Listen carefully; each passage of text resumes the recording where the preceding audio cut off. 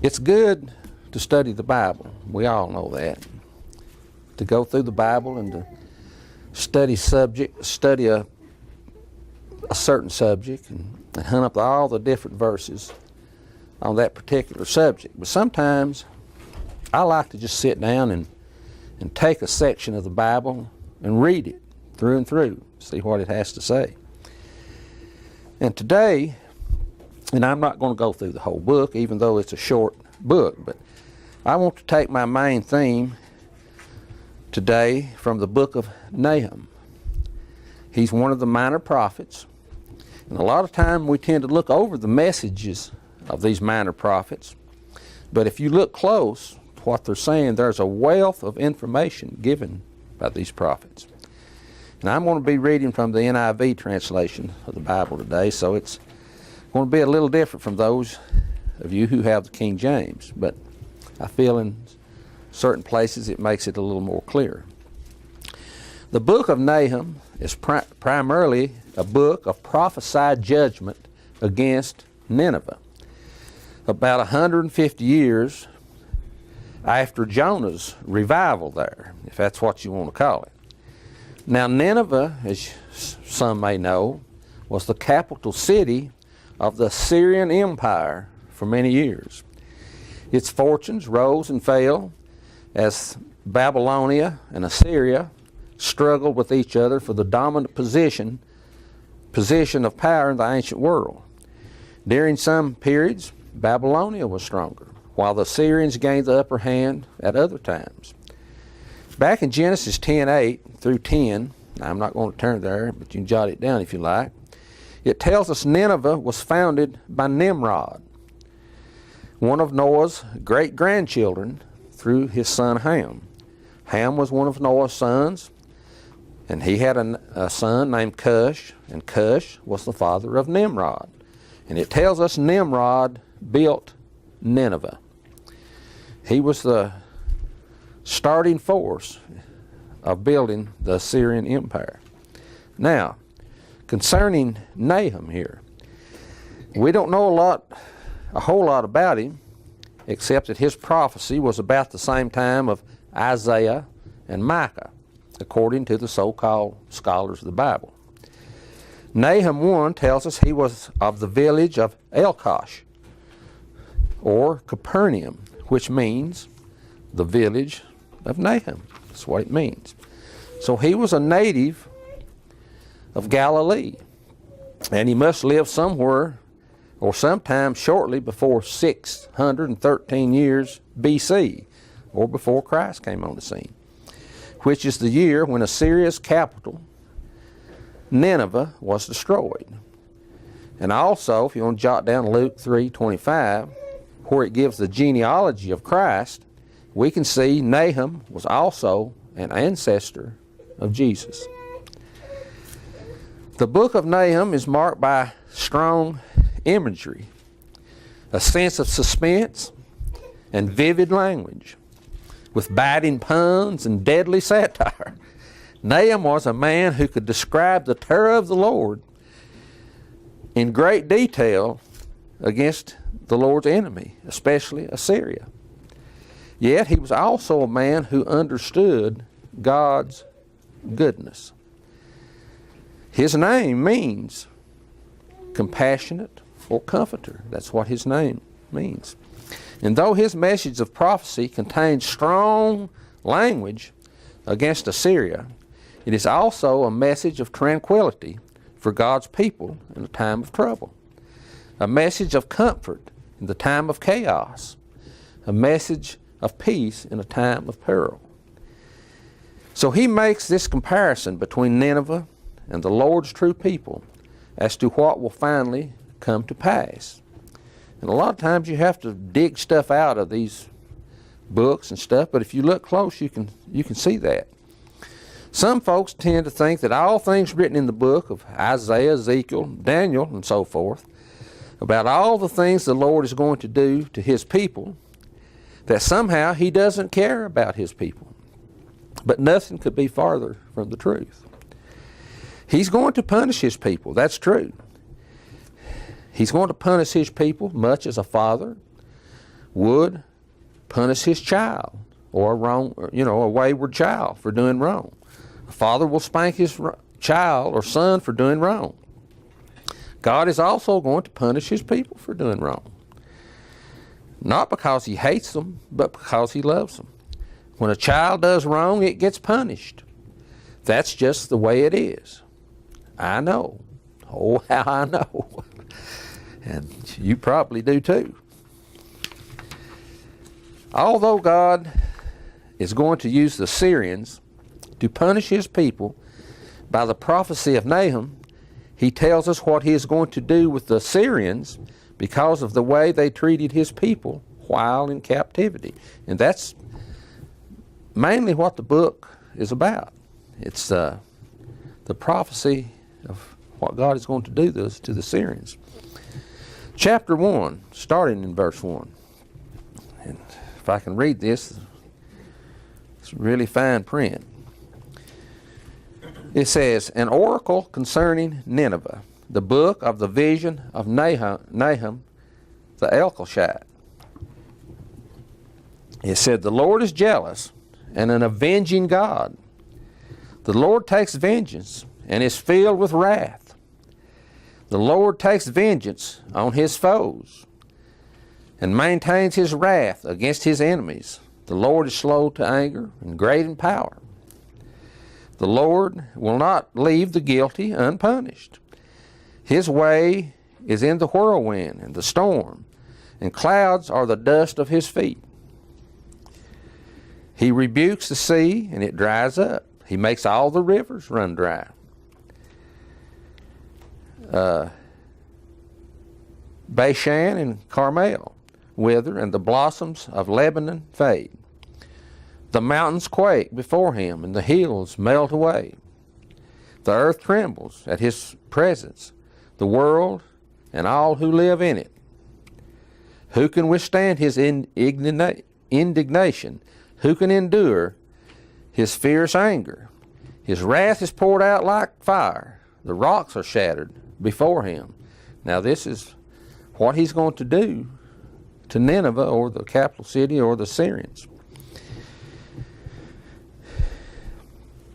Then, after telling us all the bad things that he's going to do here to Nineveh, then he just pipes up and says, the next verse, the Lord is good. The Lord is as a refuge in times of trouble. He cares for those who trust in him. Here, he reveals to us the true nature of God, the true personality of the Lord. Although the Lord will punish those who have done badly, his people or otherwise, his true nature is to actually do good. That is God's purpose. He is not a divine dictator who has been on punishment for any kind of enjoyment. The Lord doesn't take pleasure in punishment, but it is necessary for wrongdoing. That is one of his laws, and he must abide by his own laws. He is not a tyrant, just waiting to pounce on us at every mistake we make. However, there is punishment for unrepented sin, and even of repented sins. Sometimes we still have to bear the penalty of those sins, even though God has forgiven us for them. God's creation declares his goodness. Back in Genesis 1 through 25, I'm not going to read that either, but it shows us each part of his creation. It speaks of the creation week there. It shows us each part of his creation speaks of his goodness. In each segment of his creation, it tells us God saw that it was good. That's what it says. After each segment of his creation, God saw that it was good. The beauty of God's creation is good. And it is not God's creation which failed to sin, but it was mankind who failed to sin. The greatest evidence of God's goodness for those who trust in him is his crucifixion on the stake, giving his life as the atonement for mankind. This is the greatest demonstration of his mercy and love. The crucified and risen Christ shows God's goodness. It says here in verse 7, here in Nahum, verse 1, 7, that God is a refuge in times of trouble. The King James says a stronghold in the day of trouble. This announces the protection of God to those who trust Him. He is compared to the walled cities of long ago. The walled cities were places where travelers could go so they wouldn't have to be out on the roads at night and face, be at the mercy of thieves and robbers. The early settlers in our country, they built forts to protect themselves from wild beasts and hostile Indians. That is how God is pictured for those that trust Him. Amid all this destruction that He is going to bring upon the world, or the Syrians. And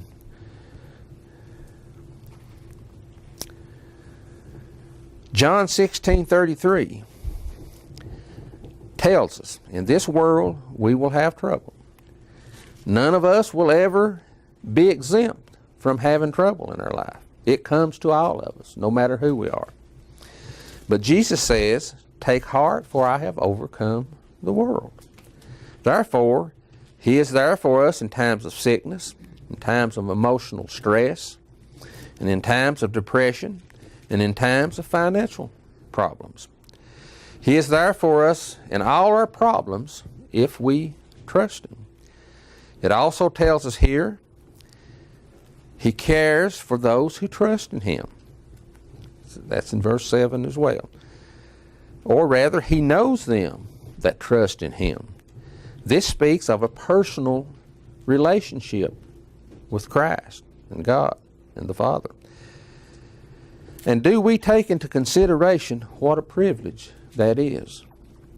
If you or I wanted to go see some king or the president or even our own state representative, they would probably never give you audience. They would probably never see you or talk to you.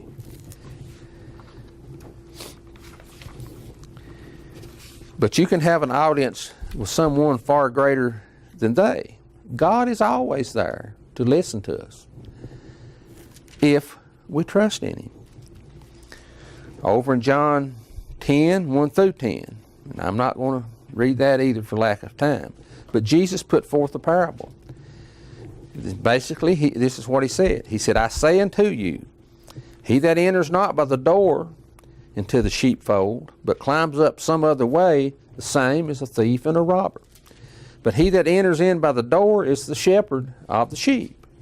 And the sheep hear His voice, and He calls His own sheep by name. God knows us by name, and He leads them out. He goes before them, and His sheep follow Him, for they know His voice.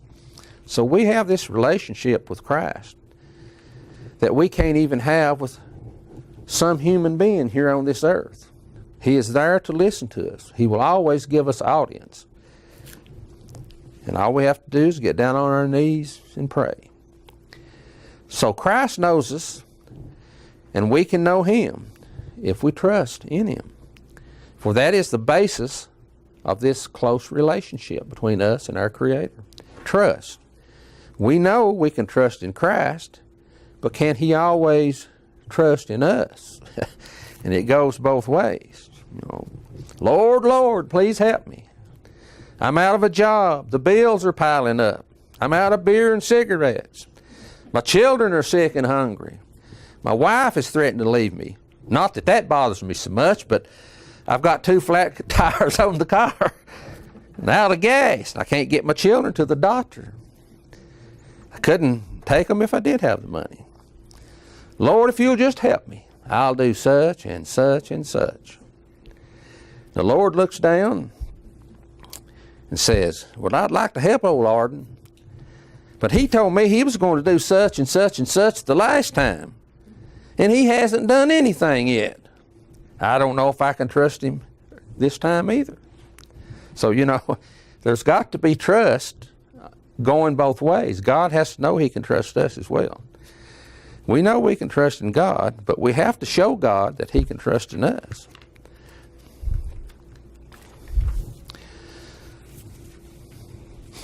Well, folks, although God has used the Syrians to punish his people down through history, and that's what the book of Nahum is about, the punishment of the Syrians, he is going to use them one more time before it's all over.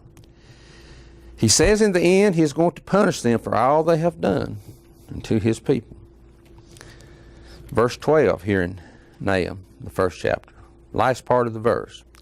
He says, although I have afflicted you, O Judah, and of course he afflicted them by the Assyrians, he says, I will afflict you no more. Now will I break their yoke.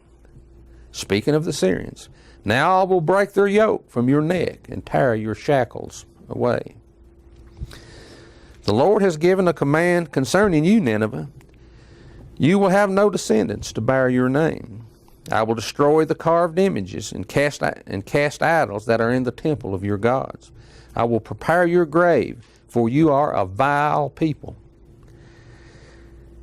And then in chapter 2 of Nahum here, he says, he will restore the splendor of Jacob like the splendor of Israel. Well, we don't have time to go through the whole book for lack of time, but it is a book about the judgment that God is going to bring on the Syrians for what they have done to his people down through the ages. But I'd like to admonish you to read the whole book. It's just a short book. Read it, and it will tell you the punishment God is going to bring on those people. And if our assumptions are right, the modern-day Assyrians are the German people, the people who will be the head of the coming beast power. So let us ever be vigilant and watch as end-time prophecy is played out in our own lives. Now, Nahum gave this prophecy, and the Syrians were destroyed at one time. I mean, as a great ruling empire, but they're still here. There are